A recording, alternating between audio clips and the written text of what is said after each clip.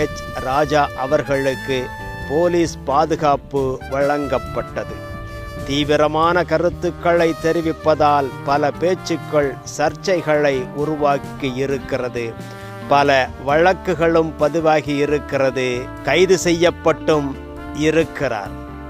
இந்து தர்ம இயக்கங்களிலும் பாஜகவிலும் தீவிரமாக செயலாற்றி வரும் ஹெச் ராஜா அவர்கள் தஞ்சையில் பிறந்து செட்டிநாட்டில் வசித்து தீவிர அரசியலில் இருந்தாலும் விவசாயியாகவும் பால் பண்ணையாளராகவும் ஆடிட்டராகவும் அரசியல்வாதியாகவும் இந்துக்களின் எழுச்சி நாயகனாகவும் பாஜகவின் வளர்ச்சி நாயகனாகவும் பிரியப்படும் ஹெச் ராஜா அவர்கள் பன்முகத்தன்மை கொண்டவராக இருக்கிறார்.